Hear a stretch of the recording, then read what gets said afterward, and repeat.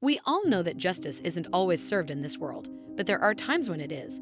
Today, we're going to look at a few examples of justice being served and how that can give us all hope and optimism. So let's take a look at some of the times justice was actually served. Hello, and welcome to Top 10 Binge. Before we begin, please subscribe to the channel and click the notification bell to receive more amazing content. Now let's get started with the video. Number 4. Terry Nichols got 161 life sentences. A lot of people in American courts are sentenced to life in prison, which is a pretty vague term that has a lot to do with when and how parole can be given.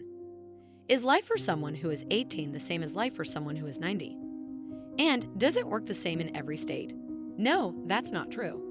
In Georgia, for example, a person who was given a life sentence before July 1, 2006 could be eligible for parole after 14 years, but it was 30 years after that date.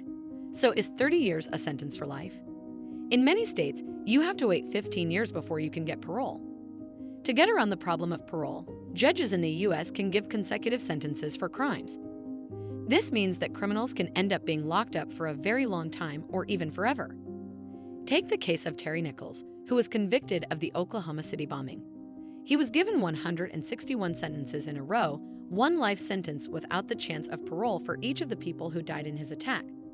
This was done after the death penalty was taken off the table. Number 3. James Holmes got 12 life sentences plus 3,318 years.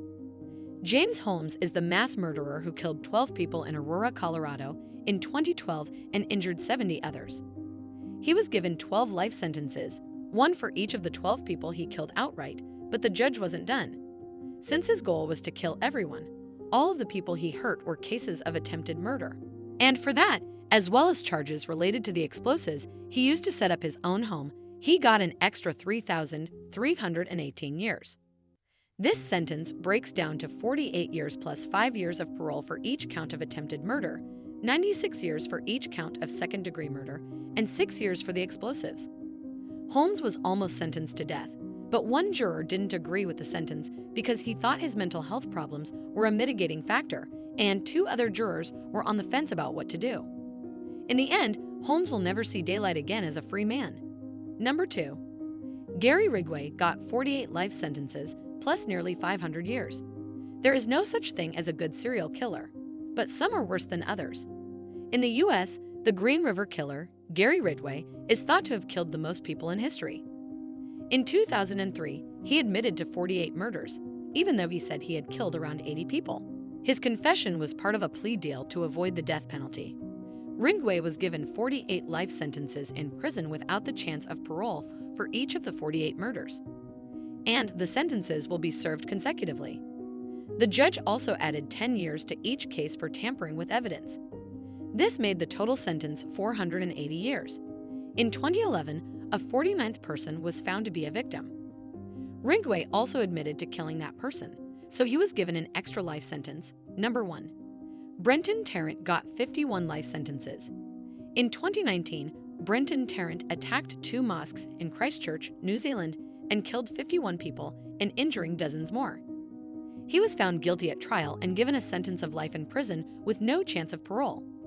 This may not seem like a big deal to people in the U.S., where life sentences are common, but in New Zealand, no one has ever been given a true life sentence, which means the person will never be released from prison again.